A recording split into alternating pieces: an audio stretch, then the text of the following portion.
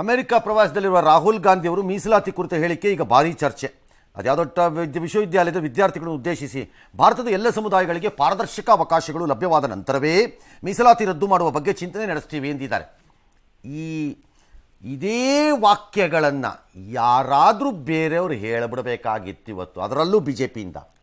ಓಯ್ಯೋ ಇಷ್ಟೊತ್ತಿಗೆ ಹಾಕ್ಕೊಂಡು ಅದರಲ್ಲಿ ಬಾಂಡ್ಲೆನಲ್ಲಿ ಮರಳಿಲ್ದೆ ಹುರಿದು ಬಿಡೋರು ಕಳೆಕಾಯಿ ಬೀಜನ ಹುರಿದು ಅವನನ್ನು ಚಿಂತೆ ಮಾಡಕ್ಕೆ ಬಿಡೋರು ಅವನಿಗೆ. ಆಯಿತು, ಇನ್ನು ನಿಷ್ಪಕ್ಷಪಾತ ಪರಿಸ್ಥಿತಿಯಲ್ಲಿ ಇಲ್ಲವಂತೆ ದಲಿತರು, ಆದಿವಾಸಿ, OBCಗಳಿಗೆ ಸರಿಯಾದ ಪ್ರಾತಿನಿಧ್ಯ ಸಿಗುತ್ತಿಲ್ಲ. ಅಭಿವೃದ್ಧಿಯಲ್ಲಿ ಅವರ ಪಾಲುದಾರಿಕೆ ಸ್ವಲ್ಪವೇ ಇದೆ. ಆ ದಿನಗಳು ಬಂದ ನಂತರವೇ ಮೀಸಲಾತಿ. 50 ವರ್ಷ ಇದ್ವಲ್ಲಪ್ಪ, ಯಾಕೆ ಆ ದಿನಗಳನ್ನು ಬರೆಸಲಿಲ್ಲ ಯಾರೂ? ಇವ್ರು 14 ವರ್ಷ ಬಿಡಿ, ಇವ್ರು ಕಳೆದಿರೋದು ಅಷ್ಟರಲ್ಲೇ ಇದೆ, ಅದು ಬೇರೆ ವಿಚಾರ.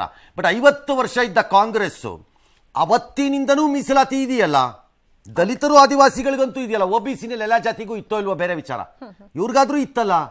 ಯಾಕಪ್ಪ ಆ ಪರಿಸ್ಥಿತಿ ತಂದಿಲ್ಲ ನೀವಿನ್ನೂ?